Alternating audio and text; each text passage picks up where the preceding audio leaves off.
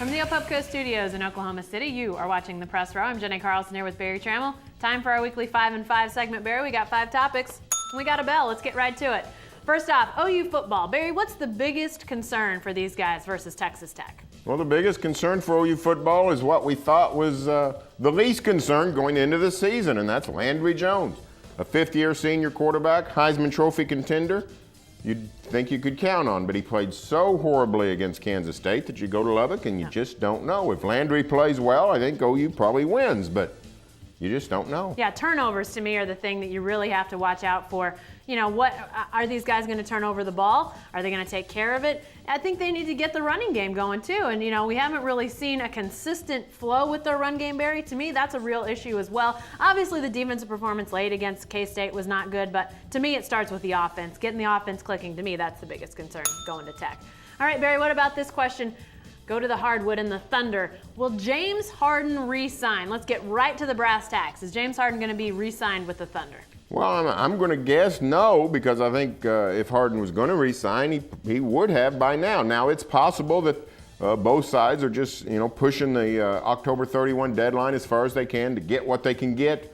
A lot of negotiations go that way. But the talk that, James Harden saying, it's no problem, I expect everything to work out. Well, if it's going to work out, why hasn't it worked out? I just don't think the Thunder can pay him close to what he can get elsewhere. He sounded very convincing the other day during Thunder Media Day, and I have to say it was more convincing than I thought it would be. It's obviously just words at this point. Until the ink is dry on the paper, nothing matters. You can say whatever you want. The team can say what they want. James Harden can say what he wants. It's got to get done. But in my mind, it sounded better than I thought it would. I still don't think he's going to resign. I just think the numbers are too far apart, Barry. It's what we've said all along. All right, what about this question for OSU football, Barry? What's the biggest disappointment so far about these Cowboys? Well, I think it's the defense, and particularly the pass defense. Yeah. So occasionally OSU can, get overpowered in the recent past or in the distant past. They just physically can't match up. But these Cowboys can match up physically. They've just been burned by the pass. They got burned at Arizona. They got burned by Texas. If you told me that. Hey, David Ash is going to come and burn the Cowboys in Stillwater, I would have said no way. Maybe Texas wins 21-20, but 41-36.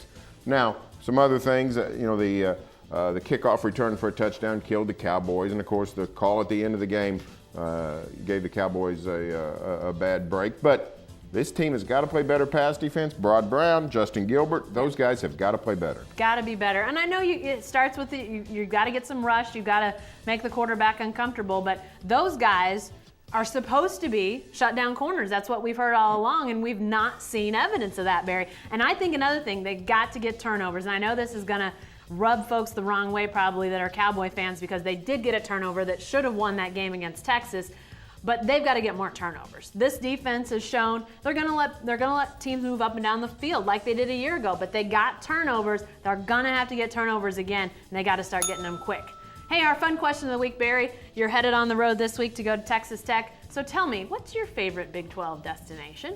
Well, my favorite Big 12 destination was Boulder. Now, if you're talking about just place to go, I'm talking whatever parameters you I want to put on like it. places that are different. And Boulder was the most different Totally in the Big different, 12. yep. Folsom, even just at the game, Folsom Field sitting up there in the Flatirons. Colorado's gone on to great glory in the Pac-12. So this is going to upset your Jayhawk Jenny sensibilities. But my favorite spot in the Big 12 now is Manhattan, Kansas. You're kidding. I love going to Manhattan. It just feels different. I know it's just next door. I know Kansas is just north of us. What feels so different about it? Well, it just feels like the American Midwest. And what I've come to realize, the older I get, the more I realize Oklahoma is the American Southwest. And, you go to Texas all the time, and Texas and Oklahoma, despite some Texas attitudes, they feel a lot alike. When you go up to Ames, Iowa, you go up to Manhattan, you go up to Lawrence, it just feels different. It feels like you're in the American North to a certain extent. I love Manhattan because of Aggieville, great atmosphere on game night or the night before game. I love the passion of the fans. I like going to Manhattan, Kansas. And you go see your friend Bill Snyder, so He sent me a note the other day to thank me for the column about his mother. Of course he did. Of course he did. My favorite Big 12 spot, it's Austin. I know that's probably going to gall some other people. You love traffic, I guess. I love going to Austin, love just the whole vibe of the city, kind of funky. Talk about a different place. different places in the Big 12, Austin is different. It is different. It's got more traffic than any other place. Don't focus on the traffic, folks. Go to Austin, enjoy 6th Street, enjoy Congress. It's fantastic. All right, last question, Barry. Back to OU football.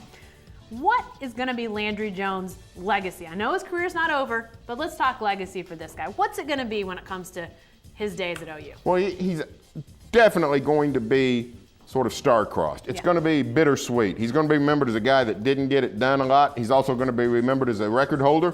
But I think the legacy is still to be written. If Landry Jones can rally these Sooners, if he can win another Big 12 title, only one OU quarterback has won 2 Big 12 titles. That was Sam Bradford.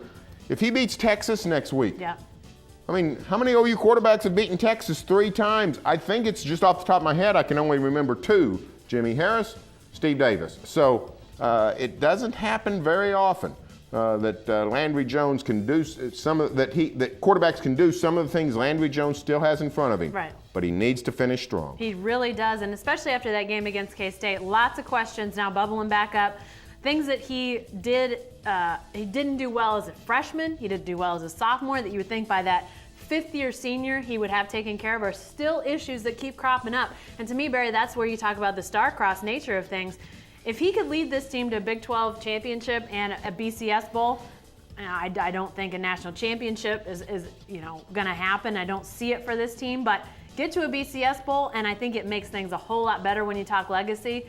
But if this team falls short of a Big 12 championship, I think a lot of people are going to look at Landry Jones' career from here on out and say it wasn't nearly as good as we thought it was going to be. Hey, be sure to stay with the best coverage team anywhere at newsok.com and every day in the Oklahoman.